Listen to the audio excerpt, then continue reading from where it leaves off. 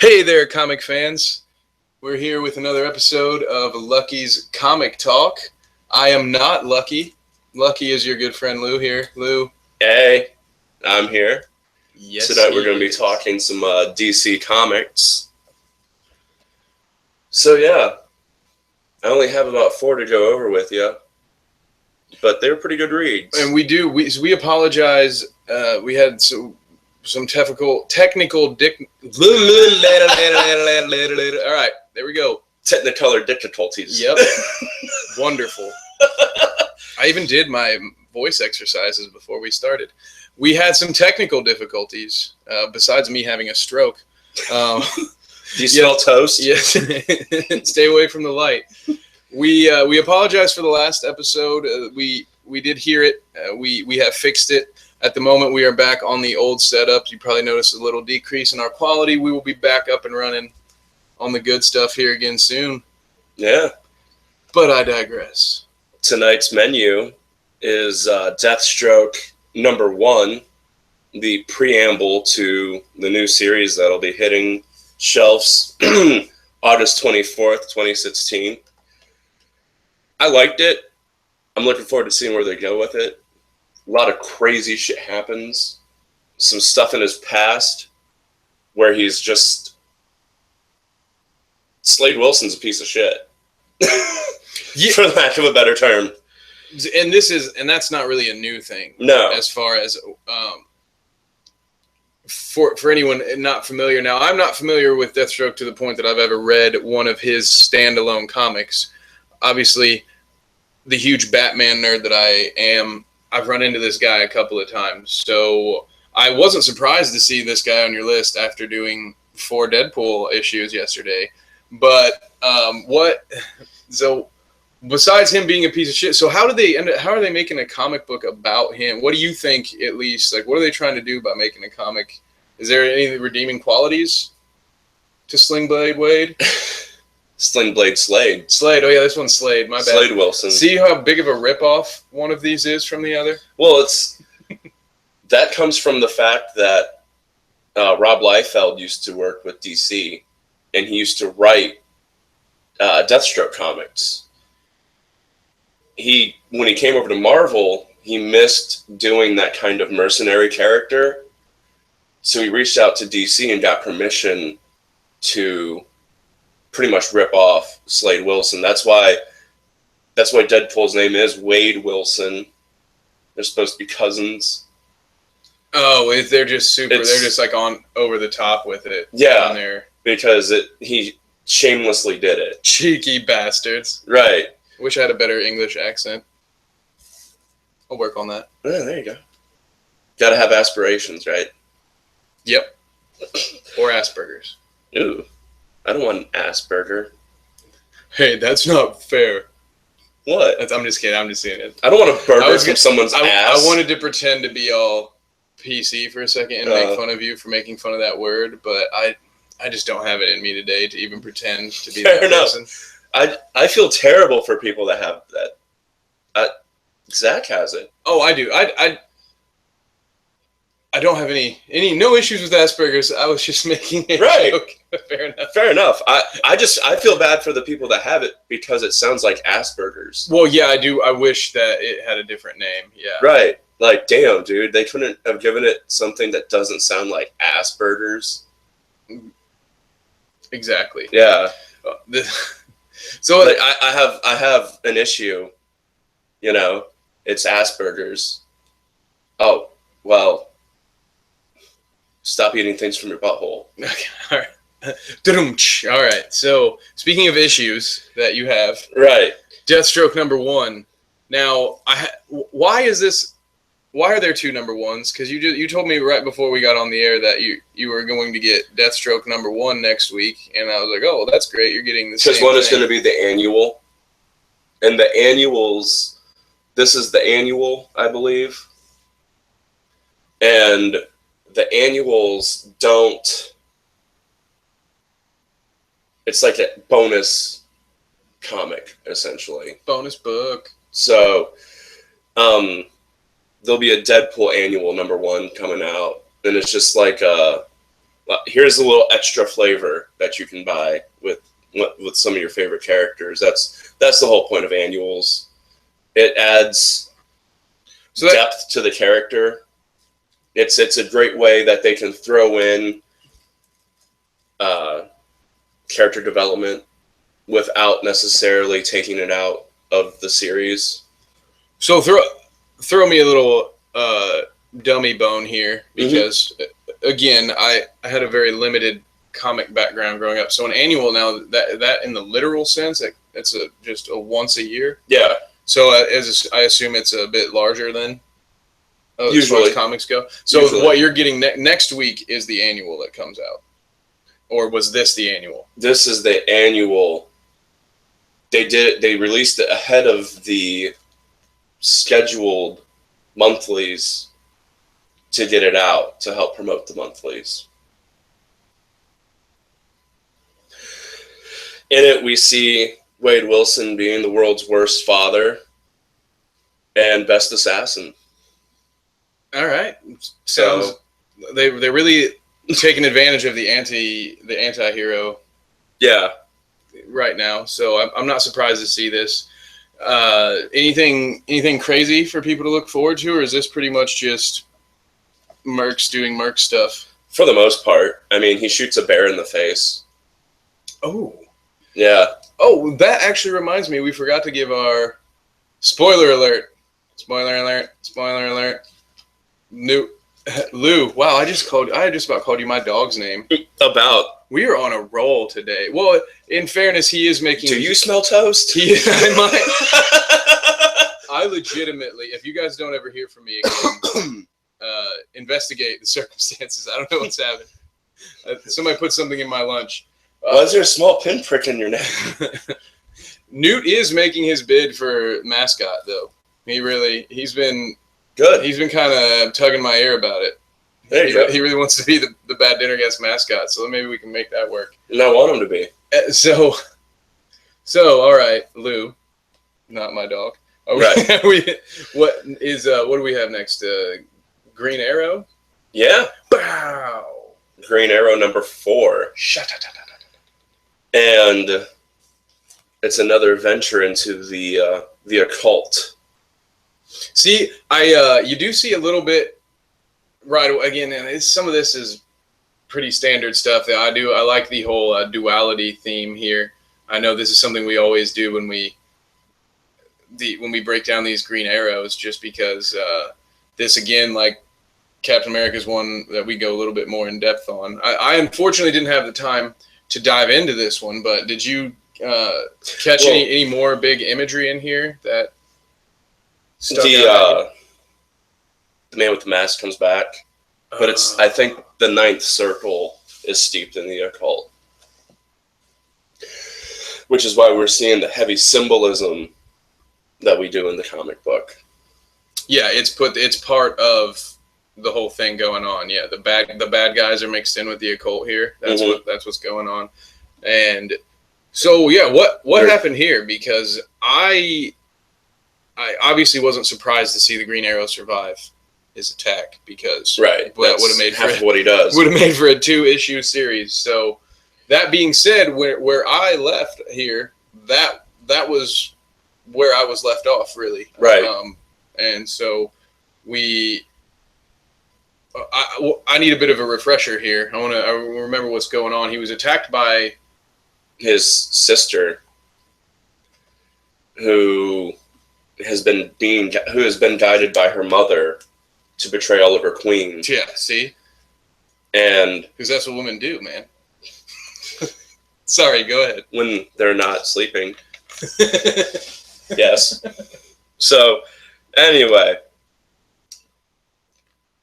they're working with the Ninth Circle to bring down Oliver Queen. They've been using Oliver Queen's company for human trafficking, the refugees. Yes. Kind of nondescript refugees. The Forgotten, that's what they're referred to as. And there is some very trippy shit in this episode. Like astute observation. I like that. Oh my god. So okay. So I'm not going to go into the whole process of their like baptism ritual, for lack of a better term, but it leaves its indelible mark upon those people. Yeah, I mean, baptism does that. I mean, yeah, I was. I mean, they're horribly disfigured. Oh yeah, I was baptized as a child, and I was mentally disfigured for years. Oh. It takes a real toll on you. So I have a question though because I got really, really into the one of the side plots in the first Green Arrow, and that was Oliver being a stage 5 clinger, him being a real bitch, for lack of a better term, when he hooks up with that one chick that could scream loud. What's her name? Black Canary. Black Canary, yes. Another example. I'm still gonna harp on everyone. We got to call out. We need a little sound effect for every time we get just like a mail it in name where you're like, oh wow, this guy, whoever came up with this character could only draw and was like, probably took the guy 2 weeks to come up with Black Canary. But anyway, Oliver gets it in with the Black Canary in the first issue, and then he gets super girly. He gets real girly afterwards, like immediately. We're talking about, like, he uses the word relationship. Just like, for a guy who is like Batman meets Robin Hood, you really expected him to be a little smoother than Steve Carell in 40-Year-Old Virgin. That's what he felt like. So has he redeemed himself at all as far as getting a chance back at that booty? Or is he still... They've been separated from that point on. So she's trying to figure out why he disappeared. And he came back to her being gone. Oh, so see, he's all sulky, and she's probably like wanting him more because, he's not around. Exactly. So now she probably Distance makes the heart grow fonder. Exactly. Now she probably is getting a lady bone for him. Right. And then he's probably all Eeyored out over there, just kind of sulking around because his girlfriend, she used me, which... My sister used me. What? How did Black Canary use him? No. Well, I mean, the dick? She hit it and quit it, man. Yeah. Oh. And also, I love the idea that anyone who might have joined late and out of context, all they heard from you was my sister used me, and that that's a little Joe Dirtish, which is a different episode. You're my sister. You're my sister. We'll be having that episode soon. Yeah. So yeah, the thing that you need to acknowledge when thinking about the relationship between the Black Canary and Green Arrow is they're kind of the Ross and Rachel of the comic book universe. Will they, won't they? Are they going to stay together? Oh. That's the only time you'll get an RJ-esque gag reflex out of me. Yeah.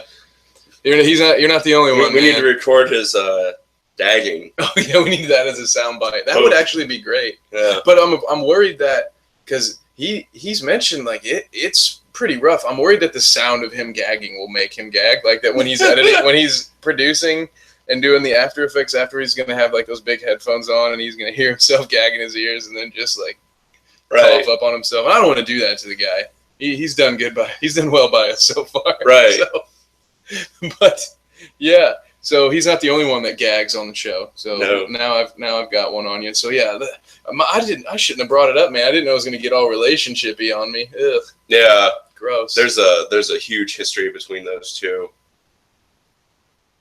Gross. Yeah. Comic book soap opera, gotta love it. Well, besides that, I'm sure it's been good. I mean, was there another major cliffhanger? Does this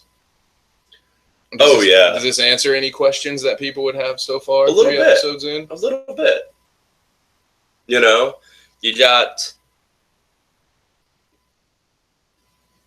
you're starting to see where things are going to fall into place. Nice. So, I like it. I will make my effort to be caught up for the next one, so I can hopefully we can get some slides from the inside of these bad boys, and so we can show the pictures that we're referencing when we get to see these the occult being used, because it is a nice added element.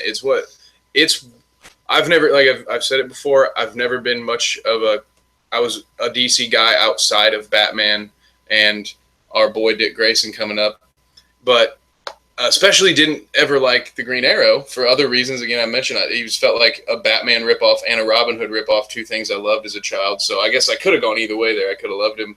I ended up not being a big fan. But this one has gotten my attention because of the artwork and because of all that, the occult symbolism. There's an added layer. I feel like you're being told a story underneath the story. But the ninth circle. Even the name of the organization is that's a very occult thing to call yourselves. With 9 being a complete number, the bastardization of the number 3. 3 times 3 is 9. Mm-hmm. It's also it plays off the Holy Trinity. Yeah, and they're with 10 is God's number, and so like 9. And that's what, before we don't want to jump down that rabbit hole, but that's what, or people, when they talk about 9/11 being an inside job, they'll mention the occult because it would have been that date. That date historically has been a tragic date. So it's not to think that there's any real connection there, but it was just something I thought was worth noting because like you said, the occult stuff is everywhere in this one. That's what makes it cool. So you hear it here first. Oliver Queen did 9/11. It was some Batman Robin Hood wannabe. Yeah.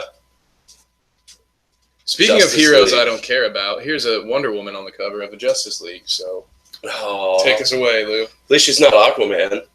Oh, I flipped sides. I used to be just captain of team I hate Aquaman, but now I feel like I've overlooked. I want to crack into some Aquaman I've actually comics. seen Aquaman do some really cool shit, and it's fucked up that he gets the shit on like he does. Like, there was this instance where there was like 3 or 4 people that had bombs strapped to them. Okay, so Green Lantern took one of them and used his magic ring to suppress the blast. Batman did something. Superman did something. He just kind of like held the explosion in his hands.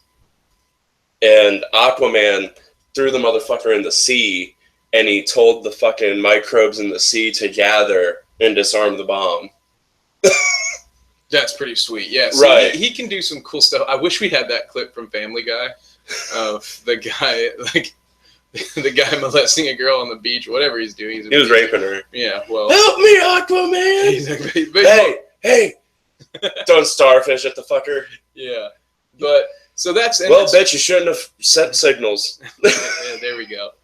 And he's always gotten kind of a bad rap, and especially as a kid, I thought, okay, well, this is I just walked away from the water. A huge Greek mythology ripoff. This is where you get the idea of comic books. When you want to hear people make the argument that this is just our mythology, they go straight to Aquaman and Thor, and they're like, boom, you guys already stole from 2 different mythologies to create this mythology, so here's our point. Oh, don't forget about Namor. Yeah, well, because again, who came first? Aquaman or the Submariner? Because I'm not really sure there, but those two, I mean, they're essentially the same person. Right. It's just different tales. Like, Aquaman's friendly, Namor's a fucking dick. Well, that's what that's sort of how I think they've made themselves parallel, which I suggest that I'm going to put that out there on the airwaves for a future episode. I think we should do a doppelganger, a comic book doppelganger. We should episode or series where we just start breaking down these ridiculous parallels where you can clearly see these two just robbed from each other all the time. Definitely. I think they're both spoofs on the whole Atlantis mythology.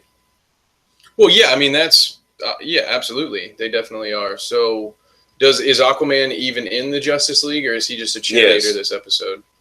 This issue. I mean, this specific issue. No, he is. Okay. It's really kind of complicated because of the events from the first issue. There were global catastrophes. And these global catastrophes were earthquakes. So you had everybody swarming around trying to figure out what the fuck's going on. And the result is nobody knows what caused these earthquakes. There was a space pod landed, for lack of a better term, in Gotham. And these parasites came out. Damn it. And that's where we get people turning on the Justice League. I was really hoping it was going to be Vegeta. I was too. like, oh my god, the ultimate crossover. Give me 2 capsule pods flying, one into Metropolis and one into Gotham, and let's just go. That's the comic I want to read, all right? Right? One of you Vegeta and talented Goku. Bastards out there listening, you guys make this happen. I can't do it. Right? I can't trace my hand around a piece of paper. Come on, Akira Toriyama. So, okay, so these parasites mess with people's brains then? Yeah, and they're turning them against... So it's the another, superheroes. it's like a civil war. It's like a... Kind of, I guess. I mean, I don't know what you would call it. Like, right, because you'll It's end up an with a mix of, infestation. you get mixed with you get some bad guys fighting on the good guy side because they don't want to they want to kill the parasites, and then you got some good guys who get taken over by the parasites, and now they're bad guys, and so you have... It hasn't progressed that far. I'll put it that way. Superhero jambalaya going on. Because that's my prediction then. Boom. Predicted. Spoiler alert. Spoiler alert. At the end of issue 2, everything is much fucking worse. Okay, I mean, that was a... So, yeah. That was a bit of a tease, Lou. You gave like a really big, juicy spoiler alert. I did. Yeah. That was nothing. Thanks for flashbacks of my high school prom date, man. That was real. It was a major letdown. Like a Kev on prom night, getting dropped. Hey. Wait a minute. So I know that you've got to wrap it up soon because we unfortunately have jobs and bills to pay. So I want to get to my favorite. And thrills to lay. And I thank you. I appreciate you for leaving this the best for last here. Oh, yeah. So far, this has been my favorite DC read. I actually think number 3 comes out in 2 days. Nice. Well, holler at your boy Dick Grayson here. Tell him you're gonna have to. So extra spoiler alert here too, guys, because I didn't have time to read episodes 1 and 2. So I'd like a little bit. I know you've got to keep it brief for us here, but what's been going on? Because I really want a reason to read this. So the best way I can think to describe what Dick Grayson's doing at this point is think of Black Widow meets Captain America, and they had a son. Or not Captain America, Batman, I'm sorry. Black Widow had a son with Batman. Well, thanks for that. That's going to be my slideshow tonight. Yeah. Thank you for that image. You're welcome. Yeah, Black Widow could put me in a headlock right now. Right. I digress. Twice. And he's being a spy in this. He's infiltrating the Parliament of Owls. Dude, that's some more occult stuff. DC is laying it on thick right now. The owl is a huge occult. I mean, I know I don't have to tell you. I'm telling our listeners here. So it's owl, a huge symbol of the god. Yeah, it's what is it, Moloch, which is again in DC as the Watchman. You also, if you go look into the Watchman, look into some symbolism and all that. The Watchmen have it's so heavy with the occult teachings. It blows my mind. And so anyway, so the Parliament of the Owl, which I assume is some sort of like play off the Bohemian Grove, is what I'm going to guess. Yeah. Because that's the only place I know with a 10-foot owl statue. But so he's infiltrating the occult here, and I see what we got. For those of you on the audio cast, what we have on the cover here is what I would equate to a bunch of masked Yakuza members going at Nightwing, and he is naturally beating them down with 2 sticks. Which what's the name?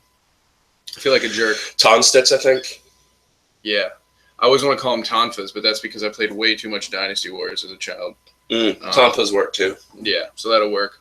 Well, he's just laying the smacketh down. So okay, so he's not even doing detective style. This is okay. So you put it well with the Black Widow. There. Oh yeah, he's in infiltration mode. So I see Batman on the cover. Is that just a shelf grab? Not on this, but on. So I apologize, guys. Batman was on the cover of episode 1, which I have, or issue 1. I always say episode. Issue 1's laying out here in front of us. Well, that's because before issue 1 is he's made contact with the Parliament of Owls, and he's doing missions for the Parliament of Owls, and he's not really reporting back to Batman. He's just Batman is funding him at this point. Oh, typical. And that's where Batman comes out and says, "Dude, you don't have to answer to me anymore." Dude, typical. I trust your judgment. Typical Bloodhaven snob, man. Just your typical Bloodhaven snob, just living off your surrogate daddy's money. I mean, just real low stuff, Dick. No, but okay, I'm just messing with you, Dick Grayson, who doesn't exist. So Batman's just there. So it essentially was what I thought. He's bankrolling Nightwing. They just, on the very first one, they tossed the whole Bat family in the front of it just to be like, hey, buy this. Right. And that's the thing that people don't understand, that if you successfully survive and endure the training of Batman, he sees these people as his children. Well, Grayson's like the son he never had. I would imagine actually that everybody understands that at this point. Yeah, I hope. If they've read it, I mean, you've had to have just not. You just have to not be into Batman as a comic book to not know that. I mean, Death in the Family, or Death comics in general. Family. I mean, that one's is pretty much a given. But yeah, I felt like not to be a dick to DC here. I just felt like it was kind of a sandbag move there to put the whole Bat family in action on the cover. No, and I knew better. It was an issue 1, but regardless, this because they both are in issue 1. Okay, Barbara Gordon and Bruce. They just slipped the tip in Brucey real quick. Pussy. Yeah, I understand. Yeah, I know. I'm well versed at that game. So yeah, and we have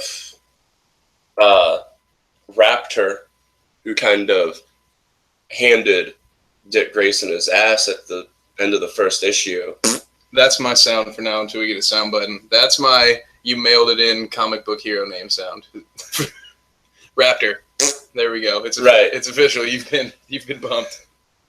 And so please tell. Well, can you for 1 second? Can you describe who Raptor is for me? I probably sound like an idiot here. He's not a villain I'm familiar of, but does it have anything? A villain. I know he's not a villain. Right. Yeah. Okay, I'm just saying you guessed right. And Kevstradamus. He kind of has. He has like a raptor claw that he uses to kill people or something. It's. So he's like a Wolverine ripoff. Kind of. Does his raptor claw is his like his own bone? It's like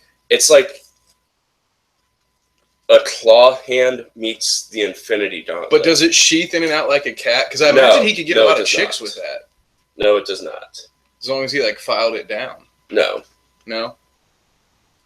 Well, you can't. It's literally like the Infinity Gauntlet. Oh yeah, well, you could. Claws. I'm sorry that you guys can't see this, but I'm gonna go out on a limb and say, yeah, he could take care of 3 chicks with that. Oh yeah. If not 4. It was still kind of along the lines of what I was thinking. So yeah, the Raptor is a guy. For those of you like me who apparently missed something in the Batman universe, that's all right. You can't catch them all. No. But the Raptor is a guy who walks around with a big ass claw on his. Right. He wears like this metallic. Think Witchblade, but it's not super powerful, and it's more ornate and gold.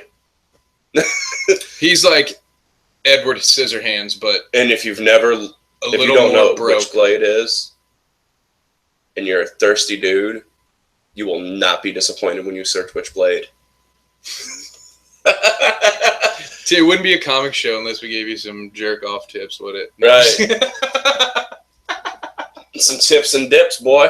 Oh. But yeah, I really look forward to the next installment of the series. It's gonna be good. I'm thinking it's gonna be fucking awesome. Well, you've got me sold. I'm gonna keep reading some of the DC ones. Marvel sounds cool, but I want to see what sort of occult stuff they play with in these comics some more. We need to get some visuals to go along with this, so people can have proof of how crazy we are when we put stuff out.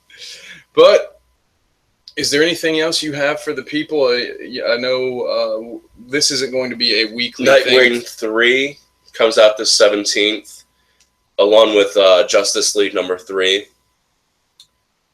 The week after that, the first in the Unlimited Deathstroke, the Captain America number 4.